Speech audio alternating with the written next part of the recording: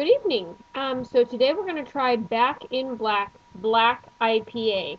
And so this is by 21st Amendment. 21st Amendment puts a lot of their beers, if not all of their beers, if I come to think of it, out in cans. And part of that is because cans block 100% of light getting in, so you don't get any skunky flavors from light exposure. And so cans are kind of indicated cheap beer or bad beer at one point in time, and that really just is not the case anymore. And so think about that. Plus, you can totally bring your can to the beer. You can bring your can of beer to the pool, is what I meant to say. So we're going to check out Black IPA. I did a review of a white IPA, and I really loved it. It was really great. And so the Black IPA is probably using a little bit different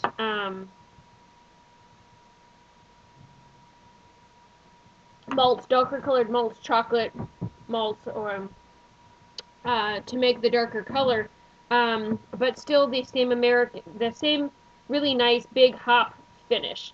So that's what we're going to be looking for in this evening. So there is no category for a black IPA or a white IPA. So this is the BJCP style guidelines of 14B for American IPA.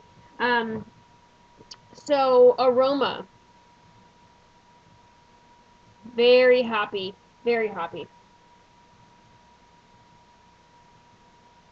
I get some kind of, the hops I get is definitely American hops, so you get the kind of resiny, floral, piney kind of hops out of this.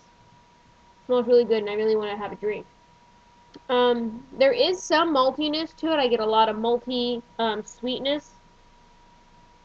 It's very well balanced aroma. Appearance, this is very dark. If I put it up to the light, I can see a kind of a copper red finish, but it's definitely dark. It's opaque. I cannot see through it, even if I take the condensation off the glass. So very dark. It holds head very well. As you can see, it poured a little heady. I don't know if that was my fault or the beer's fault. And it's thick foam, so I can make foam creations with it. So flavor. Let's get into flavor.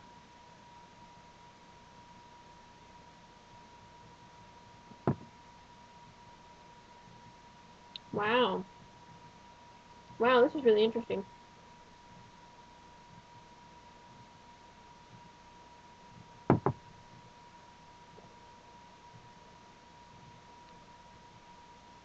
This is really good. I get a kind of a porter flavor out of it with an American IPA hop finish. So there's big, robust, kind of bitter grains in it, with toastiness, caramel, like burnt coffee, things like that. All of those qualities in here.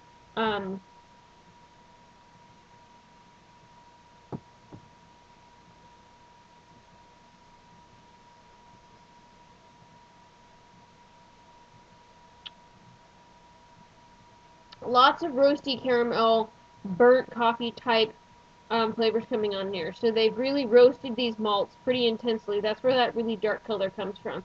Now, according to this particular style, in the style guidelines,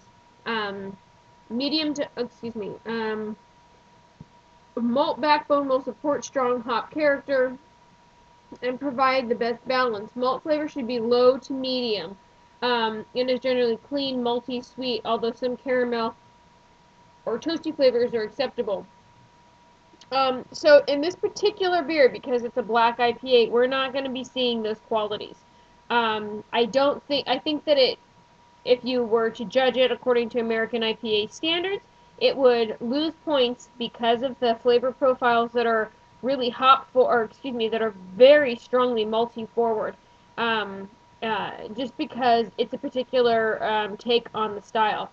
And so perhaps this is a specialty beer that needs to stand alone in judgment. But I think it's really great. I think they've done a really good job of balancing the intense hop flavor out of an American IPA with intense roasted, burnt kind of coffee qualities of malt. It's really quite flavorful. It's really good. very drinkable beer.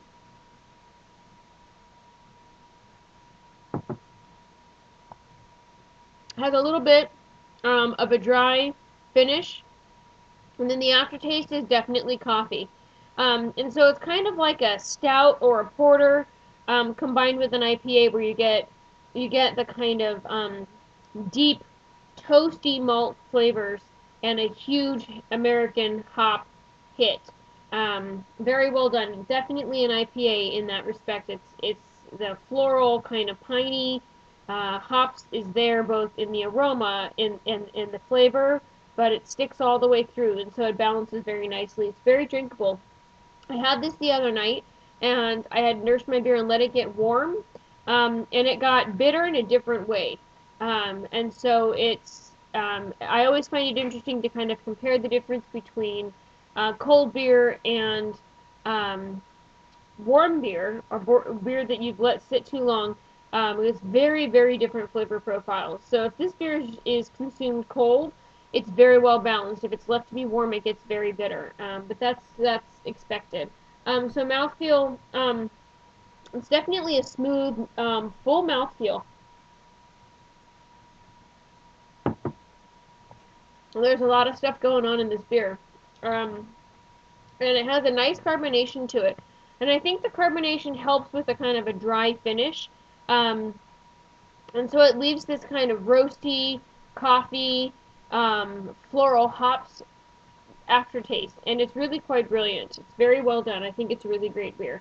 And so I don't think I've ever had a beer by 21st Amendment that I was disappointed in. I really like their beers. This actually comes in at 6.8% alcohol and 65 IBUs. And I like it when beer companies put the IBUs on the beer, because this is something that we need to know. So just as far as the American IPA category goes, the alcohol by volume range is 5.5 to 7.5, and the bittering units ranges from 40 to 70. So they're well within those style guidelines. So they've done a really good job as far as making an IPA, except that I think it's a little bit more a little bit more malt forward than an IPA is normally expected to be. But I think that they've done a good job in this respect. So overall impression, really great beer, very drinkable. I think it would go great with a nice hearty vegetarian, or even a chicken fajitas kind of thing. I was going to say vegetarian fajitas because I make them with zucchini and carrots and black beans, and it would be delightful, and that makes me hungry for dinner. So I think this video is over. Anyway, thanks for watching. If you've tried 21st Amendment, Back in Black, let me know what you think. And if you're not in this area, I'm curious to know, can you get 21st Amendment beers where you are? Because I know that they brew, I think they brew in San Francisco. I know that they have a restaurant out in San Francisco by the ballpark. They do some really great beers. So definitely give this a shot. Thank you so much for watching, and have a good night.